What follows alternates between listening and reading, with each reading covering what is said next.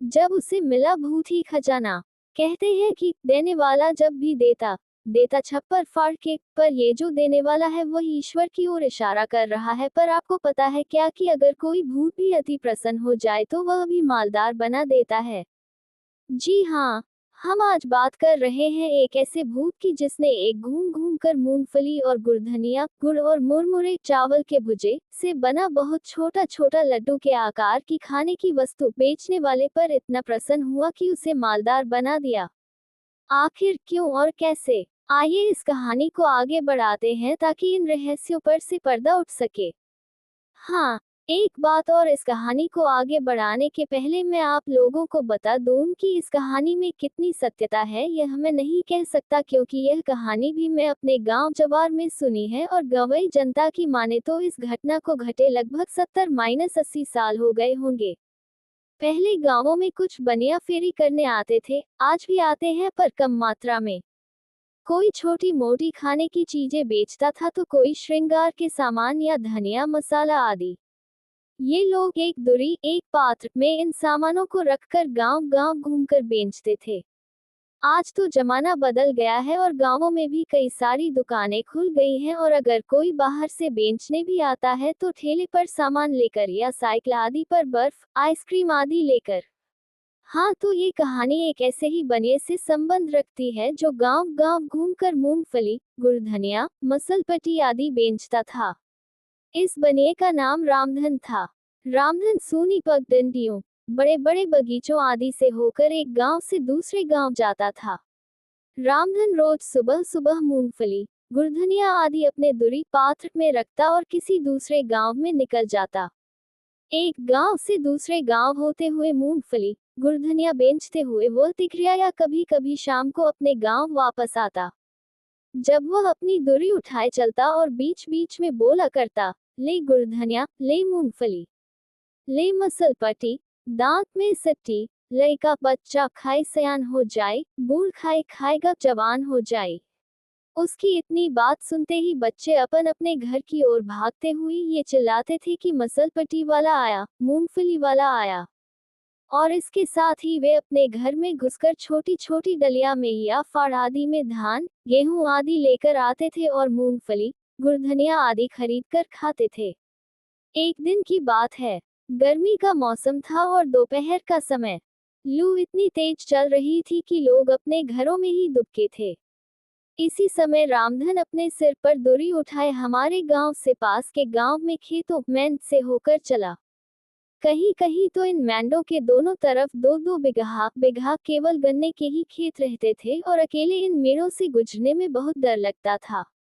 कमजोर दिल आदमी तो अकेले या खर खर दोपहरिया या शाम को इन मैंडों से गुजरना क्या उधर जाने की सोचकर ही धोती गीली कर देता था।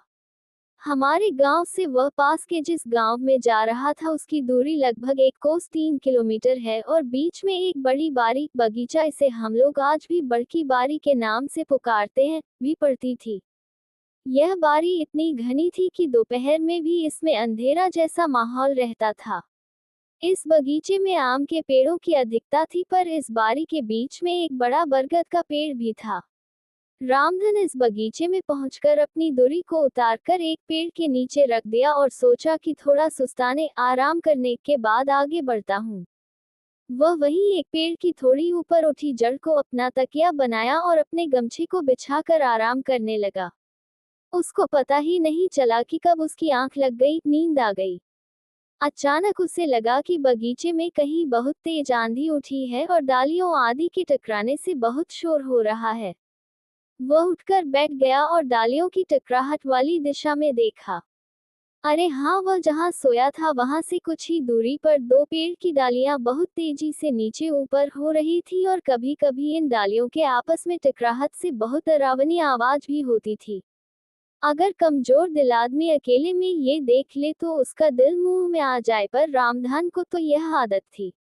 वह मन ही मन सोचा कि शायद भूत आपस में झगड़ा कर रहे हैं या कोई खेल खेल रहे हैं। वह डरने वालों में से नहीं था, वह वहीं लेटे लेटे इन भूतों की लड़ाई का आनंद लेने लगा, पर उसे कोई भूत दिखाई नहीं दे रहा था, बस हवा ही उन पेड़ों के पास बहुत ही डरावनी और तीव्र बह रही थी। रामधन के लिए भूतों की लड़ाई या खेल आम बात थी। उसे बराबर सुनसान रास्तों, झाड़ियों, घने घने बगीचों आदि से होकर अकेले जाना पड़ता था। अगर वह डरने लगे तो उसका धंधा ही चौपट हो जाए। उसका पाला बहुत बार भूत प्रेत, चुड़ैलों आदि से पड़ा था, पर किसी ने उसका कुछ नहीं बिगाड़ा था। वह अपने आप को बहुत बहादुर समझता था और इन भूत प्रेतों को आम इंसान से ज्यादा तवज्जो नहीं देता था।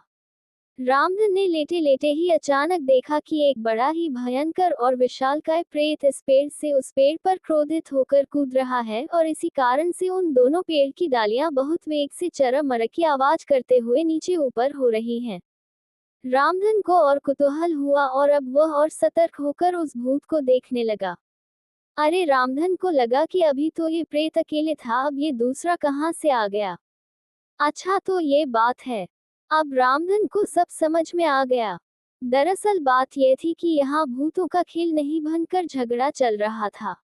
वह बड़ा भूत उस दूसरे भूत को पकड़ने की कोशिश कर रहा था, पर कामयाब नहीं हो रहा था और इसी गुस्से में डालियों को भी तोड़ मरोड़ रहा था।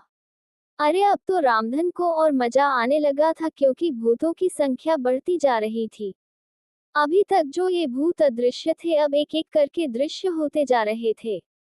और रामधन के लिए सबसे बड़ी बात यह थी कि आज तक उसका पाला जितने भूत प्रेत, चुड़ैलों आदि से पड़ा था, उनमें काफी समानता थी, पर आज जो भूत प्रेत एक एक कर प्रकट हो रहे थे, उनमें काफी असमानता थी। वे एक से बढ़कर एक विकराल थे। किसी किसी की सूरत तो बहुत ही डरावनी थी। रामधन को एक ऐसी भूतनी भी दिखी जिसके 2 सिर और 3 पैर थे। उसके नाक नहीं थे और उसकी आंख भी एक ही थी, और वह भी मुंह के नीचे। रामधन अब उठकर बैठ चुका था और अब भूतों के लड़ने की प्रक्रिया भी बहुत तेज हो चुकी थी। भूत एक दूसरे के जान के प्यासे हो गए थे। इन भूतों की लड़ाई में कई डालियां भी टूट चुकी थीं और उस बगीचे में बवंडर उठ गया था। अंत में रामधन ने देखा कि एक विकराल बड़े भूत ने एक कमजोर भूत को पकड़ लिया है और बेतहासा उससे मारे जा रहा है।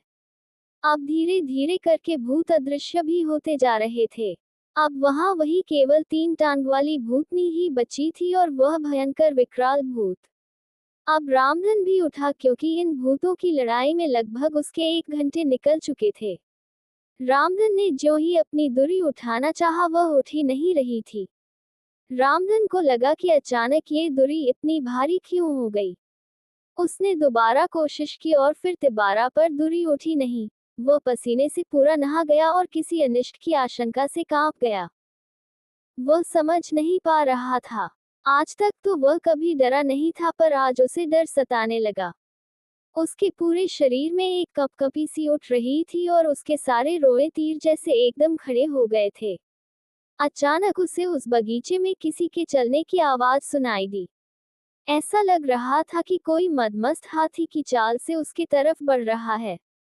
रामधन को कुछ दिख तो नहीं रहा था, पर ऐसा लग रहा था कि कोई उसकी ओर बढ़ रहा है।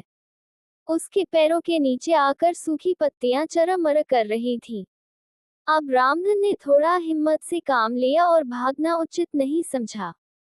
उसने मन ही मन सोचा कि आज जो कुछ भी हो जाए, पर वह यहाँ से भागेगा नहीं। अचानक उस दैत्याकार अदृश्य प्राणी के चलने की आवाज थम गई। अब रामधन थोड़ा और हिम्मत करके चिल्लाया, कौन है? कौन है? जो कोई भी है, सामने क्यों नहीं आता है? अब सब कुछ स्पष्ट था, क्योंकि एक विकराल भूत, शायद यह वही था जो दूसरे भूत को मार रहा था, रामधन के पास दृश्य हुआ, पर एकदम शांत भाव से। अब वह गुस्से में नहीं लग रहा था। रामधन ने थूक घोंट कर कहा, कौन हो तुम और क्या चाहते हो? क्यों मुझे परेशान कर रहे हो? मैं डरता नहीं। वह विकराल भूत बोला, डरो मत। मैं तुम्हें डराने भी नहीं आया हूँ। मैं यहाँ का राजा हूँ, राजा, और मेरे रहते किसी के डरने की आवश्यकता नहीं। अगर कोई डराने की कोशिश करेगा तो वही हश्र करूंगा जो उस कलमुनिया भूत का किया। अब रामधन का डर थोड़ा कम हुआ और उसने उस भूत से पूछ बैठा, क्या किया था उस कलमुनिया भूत ने? वह विकराल भूत हंसा और कहा, वह कलमुनिया काफी दिनों से इस ललमुनिया तीनटंगरी को सता रहा था। मैंने उससे कई बार चेतावनी दी, पर समझा ही नहीं, और हद तो आज तब हो गई जब उसने कुछ भूत प्रेतों को एकत्र करके मुझ पर हमला कर दिया। सबको मारा मैंने और दौड़ा दौड़कर मारा। रामधन ने अपनी जान बचाने के लिए उस भूत की चमचागिरी में उसकी बहुत प्रशंसा की और बोला, तो क्या अब मैं जाऊं? हाँ जाओ, पर जाते जाते कुछ तो खिला दो, बहुत भूख लगी है और थक भी गया हूँ, उस विकराल भूत ने कहा। रामधन ने उस भूत से अपना पीछा छुड़ाने के लिए थोड़ा गुड़धनिया निकालकर उसे दे दिया। गुड़धनिया खाते ही वह भूत रामधन से विनीत भाव में बोला कि थोड़ा और दो ना, बहुत ही अच्छा है। मैं भी बचपन में बहुत गुड़धनिया खाता था। रामधन ने कहा कि नहीं नहीं, अब नहीं मिलेगा, सब तू ही खा जाओगे तो मैं बेचूंगा क्या? भूत ने कहा कि बोलो कितना हुआ, मैं ही खरीद लेता हूँ। रामधन को अब थोड़ी लालच आ गई क्योंकि उसने सुन रखा था कि इन भूत प्रेतों के पास अपार संपत्ति होती है, अगर किसी पर प्रसन्न हो गए तो मालामाल कर देते हैं। अब रामधन ने दुरी में से थोड़ा और गुड़धनिया निकालकर उस भूत की ओर बढ़ाते हुए बोला कि अब पैसा दो तो ये दुरी का पूरा सामान तुझे दे दूंगा। भूत ने उसके हाथ से गुड़धनिया ले लिया और खाते खाते बोला कि मेरे पीछे पीछे आओ। अब तो रामधन एकदम निडर होकर अपनी दुरी को उठाया और उस भूत के पीछे पीछे चल दिया। वह भूत रामधन को लेकर उस बगीचे में एकदम उत्तर की ओर पहुंचा। यह उस बगीचे का एकदम उत्तरी छोर था। इस उत्तरी छोर पर एक जगह एक थोड़ा उठा हुआ टिला था और वहीं पास में मूंज आदि और एक छोटा नीम का पेड़ था। उस नीम के थोड़ा आगे एक छोटा सा पलास का पेड़ा था। उस विकराल भूत ने रामधन से कहा कि इस पलास के पेड़ के नीचे खोदो। रामधन ने कहा कि मेरे पास कुछ खोदने के लिए तो है ही नहीं, तुम ही खोदो। रामधन की बात सुनकर वह भूत आगे बढ़ा और देखते ही देखते वह और विकराल हो गया। उसके नख खुरपों की तरह बड़े हो गए थे और इन्हीं नखों से वह उस पलास के पेड़ के नीचे लगा खोदने। खोदने का काम ज्यों ही खत्म हुआ त्यों ही रामधन ने उस गड्ढे में झांक कर देखा। उसे उस गड्ढे में एक बटुला दिखाई दिया। अब तो वह बिना कुछ सोचे समझे उस गड्ढे में प्रवेश करके उस बटुले को बाहर निकाला। बटुला बहुत भारी था। उसने बटुले के मुख पर से ज्यों की ढक्कन हटाया, उसकी आंखें खुली की खुली रह गईं क्योंकि बटुले में पुराने चांदी के सिक्के थे। वह बहुत प्रसन्न हुआ और अपने दुरी में का सारा सामान वहीं गिरा दिया और भूत को बोला कि सब खा जाओ। भूत खाने पर टूट पड़ा और इधर रामधन ने उस बटुले का सारा माल अपने दुरी में रखा और उसे ढंढकर तेजी से अपने गांव की ओर चल पड़ा। गांव में पहुंचने के एक ही हफ्ते बाद ऐसा लगा कि रामधन की लॉटरी लग गई हो। उसने अपने मणि के स्थान पर लिंटर बनवाना शुरू किया और धीरे धीरे करके मूंगफली और गुड़धनिया बेचने का धंधा बंद कर दिया।